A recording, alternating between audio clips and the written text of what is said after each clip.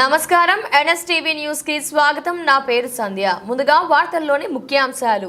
కాకినాడ జిల్లా పిఠాపురం మన్యం వీరుడు విప్లవ జ్యోతి స్వతంత్ర సమరయోధుడు అల్లూరి సీతారామరాజు 127వ జయంతిని పురస్కరించుకొని స్థానిక కచేరీ సెంటర్లో గల అల్లూరి విగ్రహం వద్ద సిపిఐ ఆధ్వర్యంలో ఘనంగా జయంతిని నిర్వహించడం జరిగింది.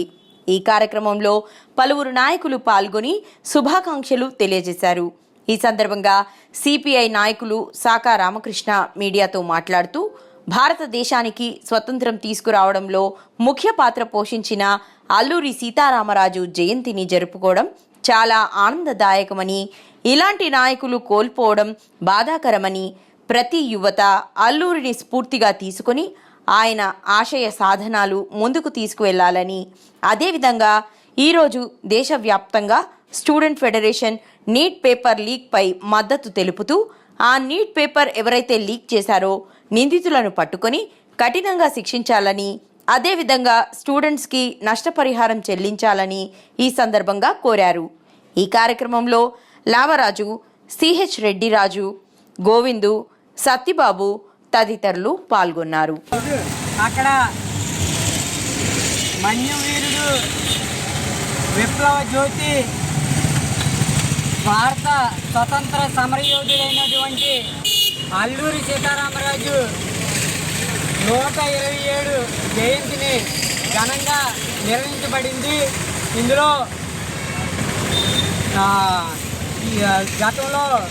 గత ఎలక్షన్లో జరిగిన కూటమి నాయకులు, ఏఐటీసీ నాయకులు, సిపిఐ నాయకులు పాల్గొనడం జరిగింది.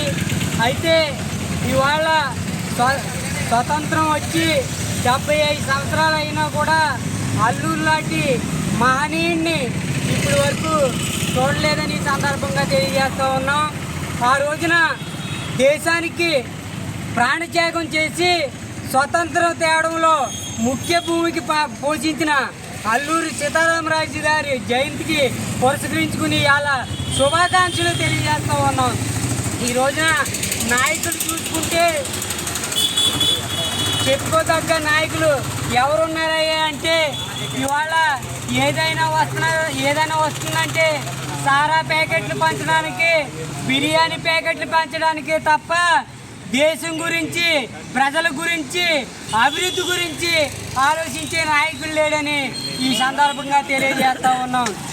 అందుకని అల్లూరిని పూర్తిగా తీసుకుని ప్రతి యువత దేశ పౌరుడు స్ఫూర్తిని నింపుకొని ఆయన యొక్క ఆశయాల్ని ముందుకు తీసుకెళ్లాలని ఈ సందర్భంగా తెలియజేస్తూ ఉన్నాం. అదేవిధంగా ఇవాళ నీటి పేపర్ ఏదైతే ఉందో దాన్ని లీక్ చేసిన ఎవరైతే లీక్ చేసినట్టు వాళ్ళు ఎవరైతే ఉన్నారో వాళ్ళని బయట పెట్టి వాళ్ళని కఠినంగా శిక్షించాలని మేము కోరుతూ ఉన్నాం. ఇవాళ 2 కోట్ల యువత భవిష్యత్తు ఆ నీటి పేపర్ లీక్ అవడం ద్వారా పాడైంది.